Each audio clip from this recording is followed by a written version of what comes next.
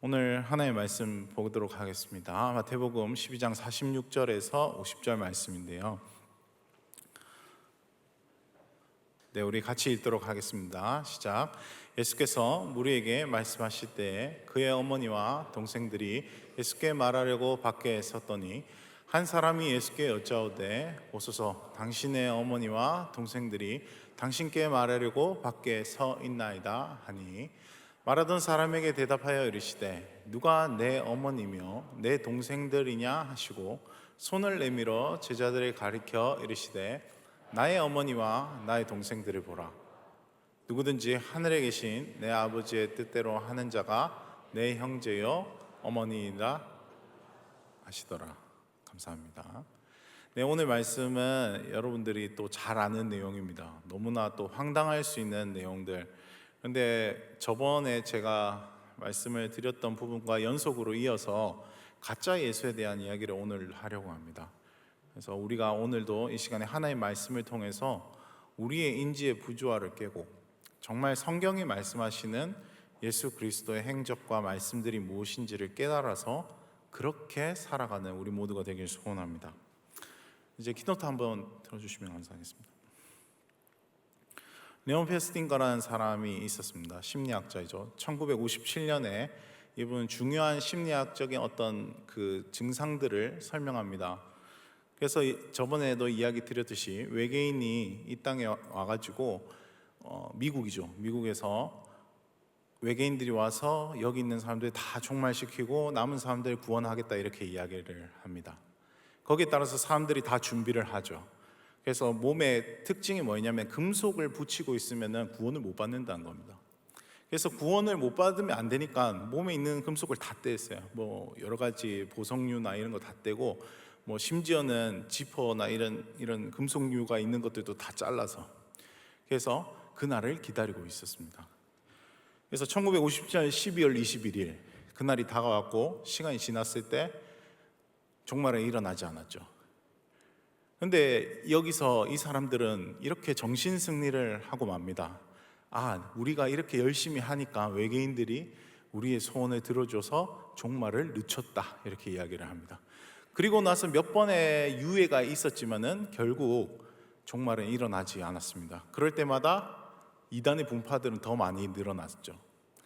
그래서 네온 페스팅거가 이거를 인지적 부조화 이렇게 명명을 했습니다. 내가 생각하는 것들이 현실에 일어나지 않을 때 나는 어떻게 반응할 것인가? 이러한 증상에서 이 사이비 신도들은 정신승리를 하고 본인들이 잘못된 말씀에 대한 해석을 했다 또는 예언을 들었다라는 것을 인지하지 못하고 그저 자기 방식대로 이 논리를 소화해버리고 맙니다.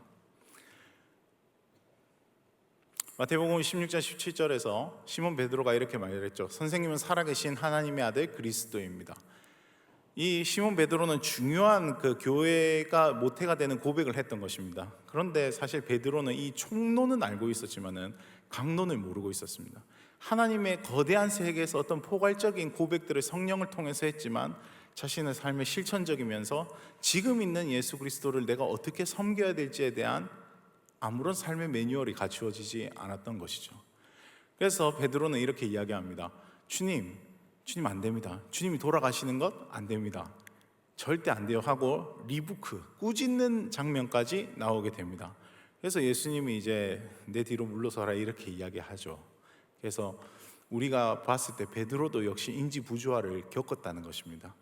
하나님의 아들 예수 그리스도라는 분이 어떠한 분이신지를 깨달아 알았고 깊이 이해했다면 절대로 예수님을 막아서는 일은 없었을 것입니다. 그것이 베드로의 논리에 맞지 않더라도 말이죠.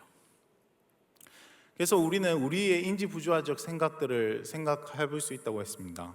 여러 매체에서 나오는 예수님의 모습들이 우리가 생각하는 그 당시 중동의 셈 족속, 셈 계열의 사람들의 얼굴과는 좀 다를 수 있다 이야기했고, 오히려 이러한 모습이 좀 더 과학적으로 가능성이 있는 얼굴이라고 이야기했습니다. 그렇기 때문에 우리는 매체에서 보는 예수 그리스도의 모습을 통해서 정말 예수님은 젠틀하시구나, 정말 예수님은 얼굴이 그냥 치료약이구나 이렇게 생각을 한단 말입니다. 그렇지만 그렇지 않다는 것을 우린 성경을 통해서 계속 성경이 증언하고 성령님이 증언하신다는 걸 알아야 합니다. 그래서 여기 있던 내용들 여러분께서 뭐 작아서 다 안 보이시겠지만 하나하나가 예수님이 우리의 생각과는 다른, 우리의 매체에서 보던 것과는 다른, 또는 우리가 교회에서 듣거나 보거나 했던 어떤 이미지와는 다른 것들을 우리가 느낄 수 있다는 겁니다. 여러분들, 그것이 우리에게 있어서 인지부조화를 깨는 주님의 진실입니다. 그 진실을 여러분들이 받아들이기를 소원하는 마음으로 저는 가짜 예수에 대한 이야기를 계속하고 있는 것입니다. 이런 인지적 부조화를 통해서 우리의 삶은 고통스러워집니다. 아니, 예수님, 내가 생각했던 예수님이 아니잖아요. 주님은 우리의 삶을 책임지신다고 했잖아요. 주님은 우리의 삶의 위로와 격려가 되어주신다고 했잖아요. 그 주님이기 때문에 나는 주님을 예배하고 찬양하는 거예요 라고 했는데 막상 우리의 삶에 찾아오는 고통이 있다는 겁니다. 그리고 그 고통의 원인을 보니까 우리의 잘못도 있지만 또한 하나님이 이것을 통해서 선으로 바꾸시고 합력해서 선을 이루신다는 걸 우리가 알게 되는 것입니다. 그래서 C.S. 루이스는 이렇게 말했습니다. 고통이란 건 하나님의 메가폰이다. 인간을 하나님이 봤을 때 인간에게 고통을 경험하는 일이야말로 하나님의 음성에 따라 변화할 수 있는 아주 소중한 기회라는 것을 C.S. 루이스는 알았기 때문입니다. 그 성경을 통해서 그 사람을 발견했던 것이죠.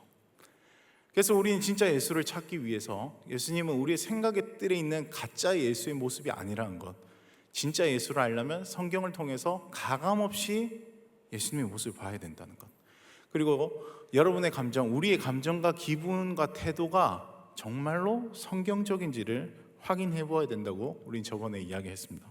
그래서 성경에서 진짜 예수를 찾아라. 우리가 생각하는 우리의 머릿속에서 만들어진 만들어진 가짜 예수가 아니라 진짜 성경은 예수님을 뭐라고 이야기하고 있는가, 이것을 우리가 봐야 된다고 했습니다. 그리고 그 뚜껑을 열어보면 우리에게 사실은 어떤 면에서 굉장히 아픈 부분도 분명히 있다는 것이죠. 이게 팩트입니다. 오늘 우리에게 있어서 우리가 정신 승리를 하고 있을지도 모르는 분야가 무엇인가 하면은 가족입니다. 목회자에게 있어서 중요하게 좀 다루기 힘든 분야 중 하나는 정치와 가족입니다. 이 부분들은 쉽게 건드릴 수가 없습니다. 왜냐하면 그만큼 우리의 모든 사람의 삶의 관계에서 중요하고 핵심되며 굳게 지키고 있는 우리만의 편향이 있는지 또는 우리만의 논리가 있기 때문입니다. 그 어떤 것보다도 강합니다. 그래서 가족은 건드리는 게 아니죠. 화가 나고 서로 싸움을 하더라도 우리가 그것을 건드리는 순간에는 그냥 때로는 개싸움이 되고 맙니다. 그만큼 우리의 가족이 중요하다는 의미죠. 우리에게 주신, 하나님께서 주신 이 가족이 소중하다는 의미입니다. 그런데 예수님은 오늘 본문을 통해서 그 가족마저도 나는 건드릴 거야 라고 이야기합니다. 왜? 거기가 진짜 예수님을 발견할 수 있는 지점이기 때문입니다. 다르게 이야기하면 그것이 곧 우리가 가짜 예수를 알고 있는 지점이기도 하다는 것 아니겠습니까? 그래서 주님은 우리의 생각에 균열을 일으키십니다. 우리의 가족이라는 생각들, 우리 가족이 소중하다는 것에 대해서 어떤 균열을 내십니다. 그것이 정말 어떻게 성경적일 수 있는가를 오늘 우리는 한번 찾아보고 싶다는 의미입니다. 본문에서는 마리아가 예수님께 찾아옵니다. 마리아는 친어머니시죠. 주변에서 여러 가지 이야기 들립니다. 지금 이 순간은 예수님의 공생의 초기거든요. 주변에 여러 가지 소문이 들립니다. 예수에 대한. 이 30살 정도 된 자신의 아들이 소위 말해서 출사표를 던지고 공생애를 시작하면서 사역이란 것을 시작하면서부터 주변에서 파란을 일으킵니다. 그 파란이 좋은 것이든 좋지 않은 것이든 말이죠. 여러 가지 소문이 들립니다. 그러나 마리아는 알고 있습니다. 아주 어릴 때부터, 뱃속에 있을 때부터, 탄생의 순간부터, 그리고 12살의 기억 때부터 예수님이 가끔씩 했던 그 묘한 말을 마리아는 계속 기억하고 있었습니다. 그래서 한편으로는 근심이 되는 순간이었죠. 그러나 이 친어머니만 오는 게 아니라 친형제들도 예수님을 찾으러 왔습니다. 근데 이 친형제들은 조금 더 우려와 걱정을 가지고 있었습니다. 그래서 다른 평행본문에 보면은 이 형제들이, 친형제들, 그냥 동생들이죠. 동생들이 예수님을 안 믿었고 미쳤다고 생각했습니다. 그래서 잡으러 온 거예요. 우리 형님 정신이 이제 어떻게 됐구나, 이제 좀 데리고 와서 고향으로 같이 데리고 좀 안정을 시키자, 이렇게 했습니다. 사회 문란을 일으킨 사람, 그 이스라엘 사회에서 종교적인 문란을 일으켰고, 그 종교적인 사회 자체의 문란을 일으켰으니까 당연히 그 모든 관계들도 다 깨어지겠죠. 그래서 친형제들이 이렇게 찾아오는 것을 통하여서 예수님은 이때가 기회라고 생각하고 이 말을 하시는 겁니다. 근데 이 부분들이 우리의 마음에 거슬린다는 겁니다.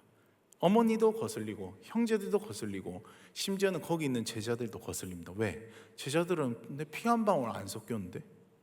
근데 우리를 그렇게까지 생각하신다고? 나의 형제고 나의 어머니라고 생각하신다고? 여기도 좀 부담스럽고 형제들도 그렇고 어머니도 그렇지 않겠습니까? 모두에게 너무나 당황스러운 일입니다. 그런데 주님의 이러한 생각과 계획과 말은 다분히 의도적이었다는 겁니다. 그분은 지금 사역 중이십니다. 그분은 지금 하나님의 말씀을 전하는 것입니다. 이 땅에서 정말 필요한 말을 가감없이 전해야 되는 상황에 있는 것입니다. 그렇기 때문에 때로는 어떤 사람들은 이런 이야기를 합니다. 예수님의 언어를 좀 우리가 좀 알고 있는 부분에서 좀 이해해야 될 부분은 뭐냐면, 예수님이 우리의 그 성경책에서는 다 반말로 이야기하십니다. 그리고 그 따르는 사람들은 다 존댓말을 해요. 근데 헬라어는 사실 그런 개념이 없거든요. 그러니까 이거를 좀 순화시켜서 어떤 사람들은 그냥 한국어로 좀 높임말 쓰면 안 되냐, 이런 이야기도 합니다. 그래서 이렇게 순화를 하는 거죠.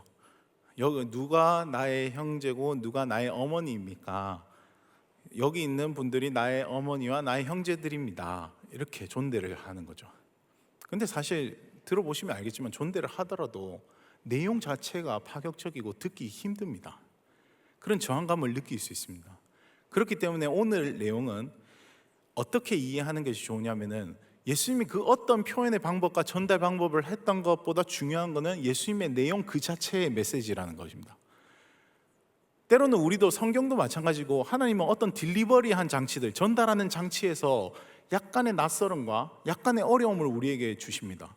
그래서 우리에게 그러한 진위를 파악할 수 없는 어려움을 주시죠. 성경에도 보면은 비유에 대한 이야기를 할 때 어떤 사람에는 그 비유가 적절하게 이해될 수 있는 방식으로 풀어내기 위해서 비유가 필요한 반면에, 주님은 어떤 사람들은 그것을 듣고도 알지 못하게 하시기 위해서 비유로 표현하셨다고 이야기를 합니다. 그렇기 때문에 우리에게 주님께서 어떤 딜리버리라는 장치는 분명한 어떤 장벽을 가지고 있고, 그것이 다분히 의도적이라는 겁니다. 그렇다면 우리가 이런 장벽을 약간 내려서 정말로 주님이 말씀하시고 싶어하는 메시지가 뭐냐, 이걸 이제 살펴봐야 되는 게 우리에겐 정말 중요하다는 거죠. 리하르트 다비드 프레이트라는 사람이 있습니다. 독일 철학자이고, 독일이 통일이 되고 난 후 20년간에 가장 많은 대중 철학서로서 많이 팔린 책이 나는 누구인가라는 이 책입니다. 그래서 이 사람의 책들은 13개국 언어로 번역됐을 정도로 크게 베스트셀러가 됐죠. 그 사람이 이렇게 이야기를 합니다. 인간은 자기 스스로를 완벽하게 과대평가할 줄 아는 영리한 동물이다. 인간의 이성은 위대한 진실을 향해 있는 것이 아니라 오히려 인간의 삶 속에 일어나는 사소한 일에 목숨을 걸고 덤벼들기 때문이다. 자신의 삶 속에서 들어오는 내용들을 그걸 다 분석할 수 있다고 생각하죠. 그리고 그것에 관해서 사소한 틈에 대해서 내가 무엇을 반격하며 이야기할까라는 데 특성이 돼 있다는 겁니다. 인간이란 존재가.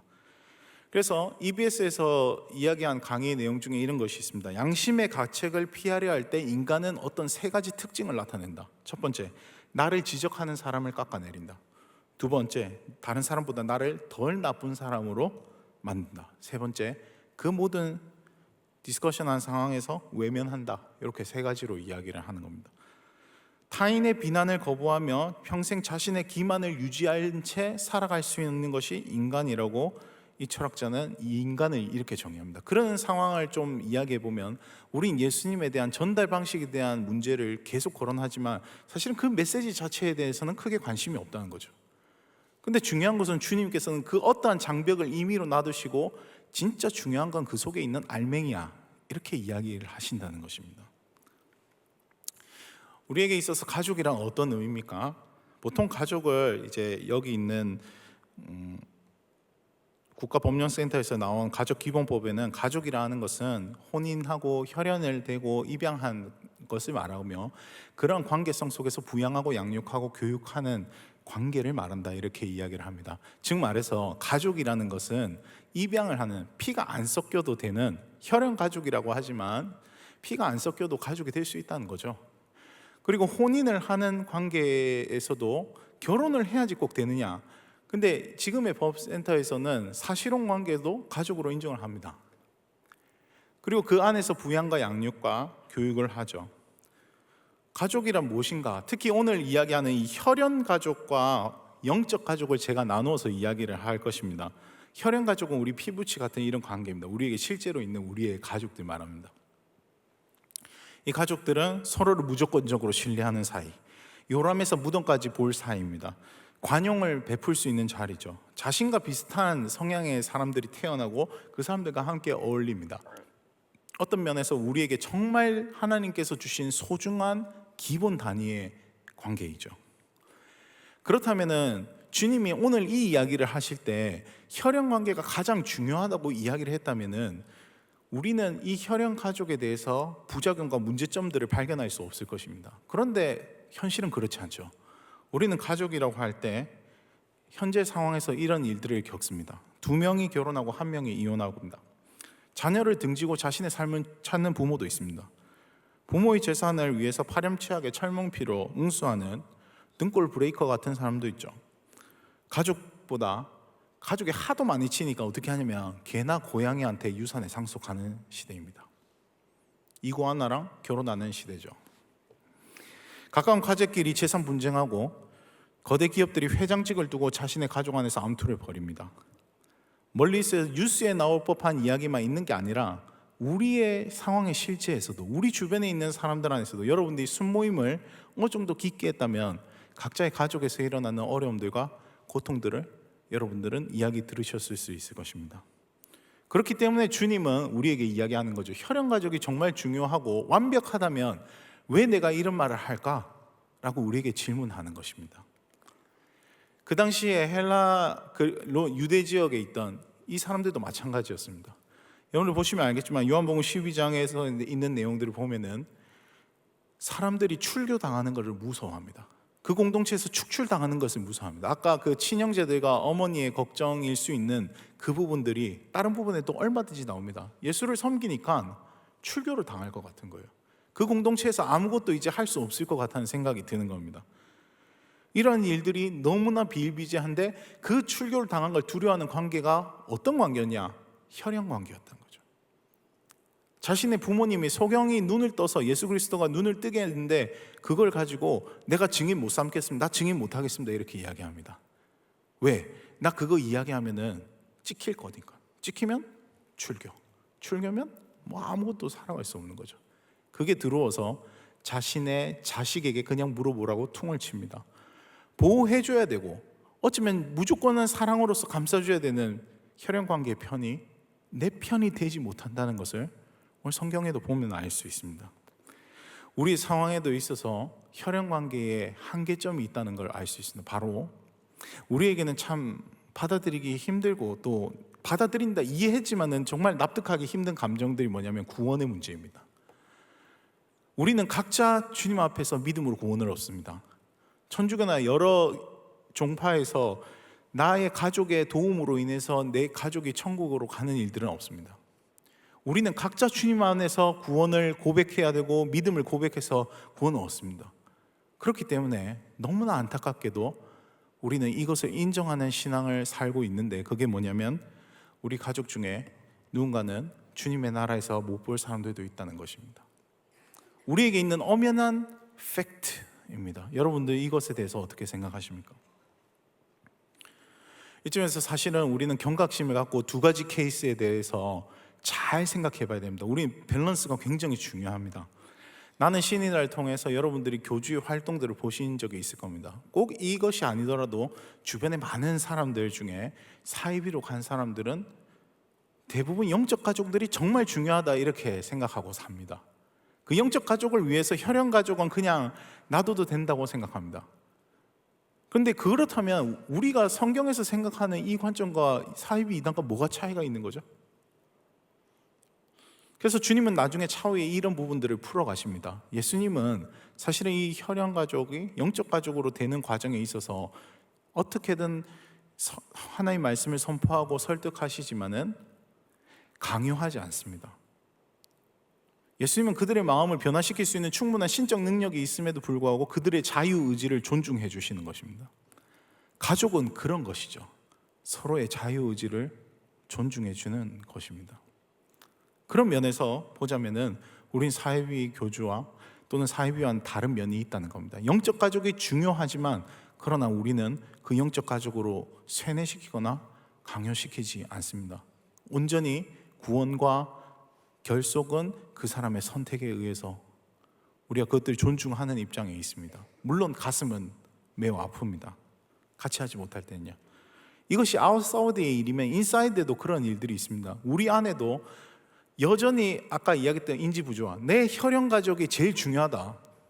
나는 무슨 일이 있어도 내 가족이 건드리면 안 돼. 심지어 교회도 건드리면 안 돼. 이렇게 생각하는 분이 있으십니까? 이것이 너무나 불편한 이야기라는 것을 우리 모두가 잘 알고 있습니다. 그런데 이러한 어투로 예수님은 당신의 친형제에게, 눈앞에 살아있는 자신의 어머니에게 이 이야기를 하는 것입니다. 왜? 그게 팩트니까요. 그래서 우리는 밸런스가 필요합니다. 하나님의 말씀의 진리를 좌로나 우로나 치우치지 않고 그 하나님의 말씀에 담대해야 합니다. 우리가 그 말씀을 조금이라도 이렇게 생각하면은 우리는 사이비와 같은 신앙을 살 수 있습니다. 우리는 사실 이쪽으로 살짝만 기울어도 하나님과는 상관없이 그냥 맹목적으로 믿음을 가지는 사람이 될 수 있습니다. 또는 비판적인 사람이 될 수밖에 없죠. 그래서 주님은 우리에게 요구하시는 겁니다. 정말 진짜 예수는 그 극단의 중앙에서 존재한다고 이야기하는 겁니다. 왜 이렇게 영적 가족을 예수님은 중요하다고 생각했을까? 우리가 저번 주에 읽었던 본문처럼 하나님이 세상을 사랑하사 독생자를 주셨다. 이를 믿는 자는 영생을 얻을 것이다. 성경에 보면은 요셉이란 사람은 가족에게, 혈연 가족에게 내침을 당합니다. 그런데 아이러니하게도 그 요셉이 하나님에 대한 신뢰를 가지고 살아가니까 자신의 혈족을 구원합니다. 모세라는 존재도 여러분 알겠지만 그 이스라엘 공동체에서 내침을 당하는 존재죠. 갈대상자. 그렇지만은 그 사람이 하나님 앞에서 다시 변화되었을 때 그는 이스라엘을 책임지는 사람이 됩니다. 룻, 자신의 혈족이 모압에서 있지 않고 어머니의 신앙을 따라서 하나님을 믿기로 하고 어머니를 따라 나섭니다. 언뜻 보면 이것이 혈족 관계에서의 따라간 것 같지만은 그 이후로 하나님이 전체적인 역사를 볼 때 영적인 관계에서 룻이 이 일들을 선택했으며 결국 그러한 열매를 얻었다는 것을 알게 되죠. 우리에게 영적 가족이란 그러면 무엇인가 이런 생각을 이제 해볼 수 있겠습니다. 영적 가족이 중요하다는 의미죠. 근데 여러 가지 종류의 영적 가족이 있다는 것입니다. 우리의 혈연 가족이 영적 가족입니다. 어떤 의미냐면은 요 표시 아십니까? 요 표시는 뭐냐면은 영적 가족이라는 큰 틀 안에 혈연 가족이 있다 이 이야기입니다. 그렇게 돼야 된다라는 이야기입니다. 그래서 이거를 이제 혈연 가족은 이제 영적 가족의 이제 부분 집합이다 이렇게 이야기할 수 있겠어요. 이 혈연 가족이 완전히 영적 가족은 아니지만은 우리는 혈연 가족이 영적 가족이 될 수 있도록 해야 된다는 게 예수님이 원하시는 이야기입니다. 그래서 어떤 면에서 혈연 가족을 우리에게 주셨고 우리가 혈연 가족의 보내심을 받은 사람이라는 거죠. 아까 말했던 요한복음 16장 20 죄송합니다. 이거 잘못된 거예요. 넘어가도록 하겠습니다. 주님이 혈연 가족에 대해서 그토록 중요하게 여기셨다면은 주님은 이 땅에 오시지도 않았습니다. 그분은 우리를 영적 가족으로 삼고 영원한 생명을 주시기 위해서 자신의 가족과 같은 하나님과의 관계를 단절함으로써 우리와의 사이에 연결점을 생기겠죠. 아까 이야기했던 룻, 모세, 요셉은 그런 예수 그리스도의 모형론적인 인물들입니다. 마태복음 10장 34절 39절 보면 우리의 인지 부조화를 여전히 가지게 하는 정말 어질어질한 내용들이 나옵니다. 내가 세상에 화평을 주는 줄로 생각하지 말라. 화평은 아니고 검을 주려고 왔다. 딸과 어머니와 며느리와 시어머니가 불화하게 될 것이다. 사람의 원수가 자기 집안 식구일 것이다. 아버지나 어머니를 나보다 더 사랑하는 자는 내게 합당하지 않고 아들이나 딸을 나보다 더 사랑하는 자도 합당하지 않다. 또 자기 십자가를 지지고 따르지 않는 자도 합당하지 않다. 자기 목숨을 얻는 자는 잃을 것이요 나를 위하여 자기 목숨을 잃는 자는 얻으리라. 여러분이 혈연 가족에 대한 우선순위를 영적 가족으로 옮길 때 비로소 혈연 가족의 구원의 단초가 된다는 사실. 주님은 항상 우리의 삶에서 이러한 방식으로 간접적으로 구원의 선포를 하십니다. 내가 막 노력하고 내가 중심으로 이 사람을 구원해야겠다는 생각 이전에 내 삶에서 나의 중심된 관계가 누구인가를 먼저 파악하고 그렇게 살아가는 것을 결정하는 순간, 내 손에 있는 것을 내려놓는 순간 주님께서 주님의 방식대로 구원을 베푸시고 일하신다는 것입니다. 이것이 우리에게는 아이러니하지만은 이것이 주님이 그렇게 일하시는 방식이라고 하니 우리는 선택해야 된다는 것입니다. 우리의 인지 부조화를 깨고 그래, 내가 정말 마음으로 납득하기 너무 힘든데 영적인 가족이 정말 중요하구나. 그리고 나의 형제들, 자매, 친족들도 정말 영적인 자녀가 되는 것을 주님이 원하시는구나. 그래서 이런 어려움을 겪게 하시는구나.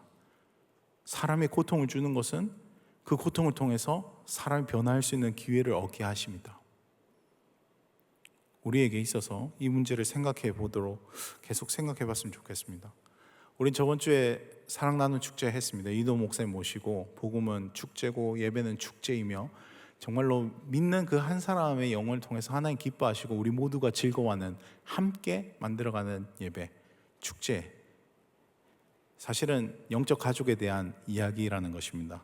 예배가 무엇이냐면 영적 가족의 축제인 거죠. 혈연 가족이 영적 가족이 돼야 된다는 첫 번째와 또 두 번째는 뭐냐면은 우리가 저번 주 새 가족 우리가 하면서 사랑나눔 축제하면서 우리에게 왔던 새 가족들을 이야기하는 것입니다. 새롭게 우리에게 편입된 영적인 가족들입니다. 이 사람들에서 얼마나 관심이 여러분들이 있습니까?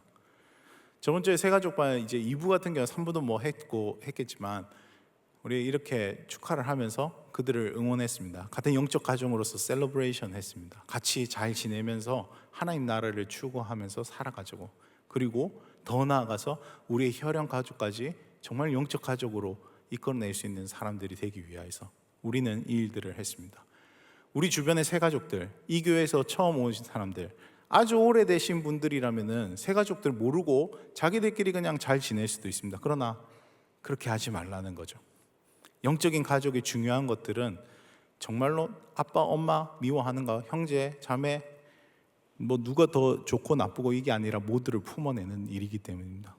우리에게 그것을 주님께서 말씀하시는 것입니다. 그래서 내가 친하다고 생각하는 혈연의 관계, 그 이상의 관계를 생각하면서 모두와 함께 축제를 만들 수 있는 사람이 되라는 것이죠. 영적 가족 세 번째는 무엇이냐면은 바로 선교에 있는, 전 세계에 있는 사람들입니다. 전 세계에 있는 사람들 중에는 주님께서 구원하기로 선택한 그 존재들이 있습니다. 우리는 그들에게 복음을 전해야 됩니다. 모든 나라와 모든 방언으로 주님을 찬양할 뿐만 아니라 그들에게 하나님의 말씀을 전하고 복음을 선포해야 됩니다. 왜입니까? 그곳에 우리의 영적 가족이 있기 때문입니다. 우리의 패밀리가 있기 때문입니다. 나이가 좀 드신 분들은 뭐 엄마 찾아 산말리 이런 것도 아시고, 우리도 보면 이상가족 있지 않습니까? 북한과 관계에서. 여러분, 우리의 영적 이상가족이 거기 있습니다. 우리의 이런 엄마, 아빠가 거기 있습니다. 여러분, 그런데 우리가 그것에 대해서 생각을 전혀 안 하고 살 수 있을까요? 결코 그렇지 않다는 겁니다. 우리의 피부치와 같은 마음으로 영적인 엄마, 아빠를 찾아 나서는 일들이 우리에게 필요합니다. 여러분들의 소울메이트가 이 교회만 있다고 생각하는 건 너무 좁은 생각 아닙니까? 부산에도 있을 수 있고요, 서울에도 있을 수 있고, 한국에도 있을 수 있지만 세계에도 있을 수 있습니다. 피부색이 다르고 나이도 다르고 신념도 다르지만, 그러나 우리와 그 영적인 축복들을 같이 하며 같은 친구가 될, 같은 가족이 될 그 사람들이 우리에게 있다는 것입니다. 국외에 이런 일들도 있지만은 국내도 마찬가지입니다. 국내에도 우리에게 필요한 영적 가족들이 우리를 기다리고 있습니다.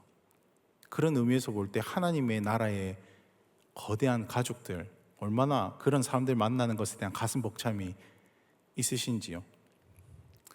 영적 가족의 네 번째는 히브리서 12장 1절 말씀처럼 수많은 하나님의 나라에 있는 우리보다 먼저 앞서간 사람들입니다.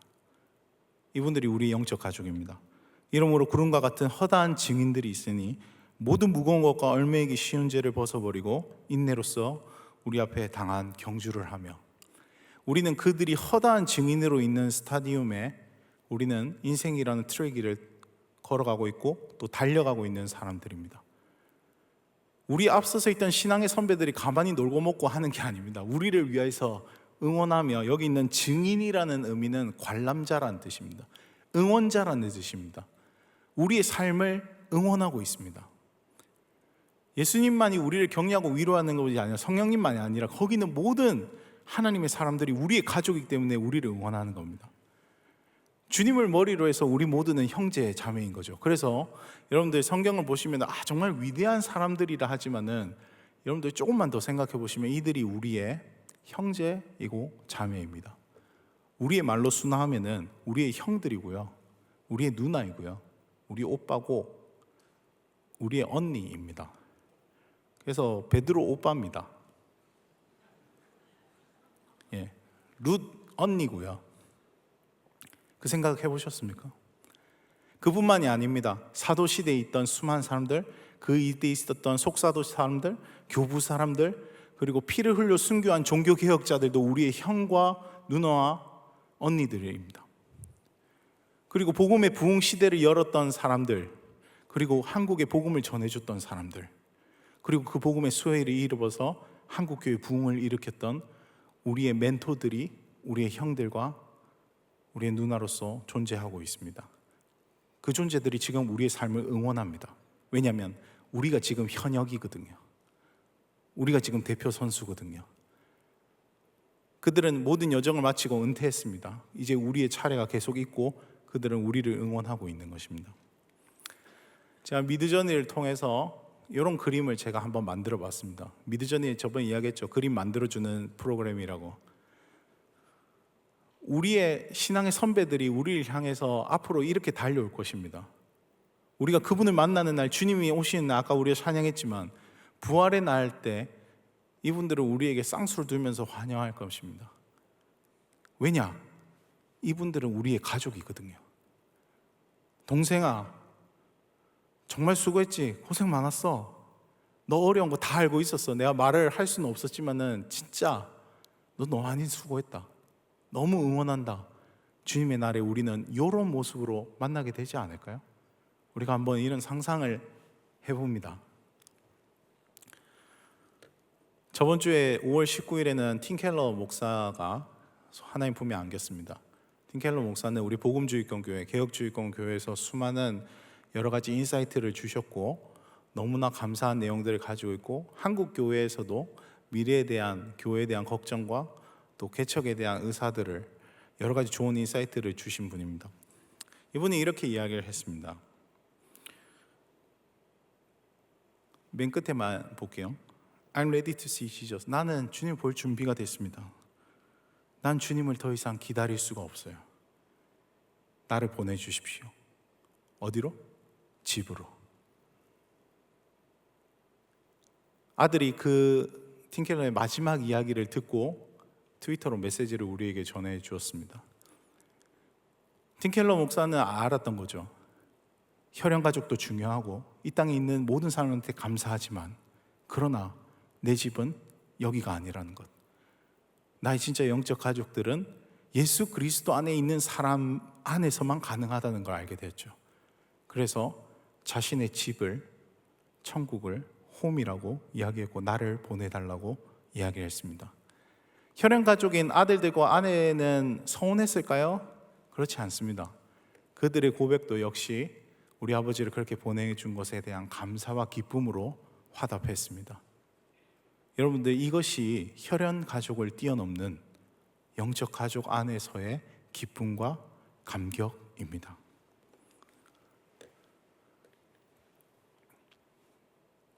정리하겠습니다. 우리의 가족에 대해서 예수님은 물어보십니다. 피와 살이 섞인 너희 가족 중요하니? 정말로? 근데 그 가족이 주님의 나라, 나의 시간에 같이 만날 수 없게 된다면 인정할 수 있겠니? 그 가족이 정말로 중요한 것이라고? 너무나 중요하지만 그것보다 더 중요한 개념을 예수님께서 오늘 설명해 주시고 있습니다. 여러분의 인지의 부조화는 어떻게 정리될 것인지 여러분이 결정하실 겁니다. 여러분한테 강요하지 않습니다. 주님은 그러나 제안하시고 선포하십니다. 우리 그리스도 안에서의 영적 가족으로 우리의 혈연 가족과 전 세계에 있는 우리의 가족들과 지금도 하나님의 나라에 함께 있는 모든 가족들이 함께 찬양하며 예배하며 서로를 응원하며 격려하는 그날을 정말 가지길 소원한 마음으로 주님이 이렇게 이야기를 하시는 것입니다. 영적 가족이 더 중요합니다. 혈연 가족도 영적 가족이 되어야 합니다. 복음을 그들이 선택할 수 있도록 선포해야 합니다. 그런 영적 가족들이 서로를 응원하는 진정한 가족이 될 것입니다. 여러분들 중에는 기독교적 환경과 문화 속에서도 복음이 아닌 삶 때문에 가족 안에서 힘들어하는 사람들이 있을 수 있습니다. 여러분, 그때 여러분이 가족을 섬기는 일들이 결코 두려움으로 섬기게 되지 않길 바랍니다. 여러분은 가족으로 보내심을 받은 사람입니다. 사랑으로 보내심을 입은 사람들입니다. 여러분의 가족들, 여러분이 가까운 사람들을 사랑함으로 섬기는 일들이 되어야 되지, 두려워함으로써 불안에 잠겨서 아무런 말도 하지 못하고 자기를 그냥 스스로 눌러버린 그런 일들이 되지 않길 바랍니다. 부디 주님이 원하시는 마음을 따라서 사랑으로 복음을 전하고 우리의 가까운 혈연 가족뿐만 아니라 이 부산 땅과 우리 교회 안과 그리고 세계와 그리고 모든 열방 가운데 우리 영적 가족들을 만나고 소원하며 그렇게 소울메이트를 찾아가는 우리 모두가 되길 주님의 이름으로 축복합니다.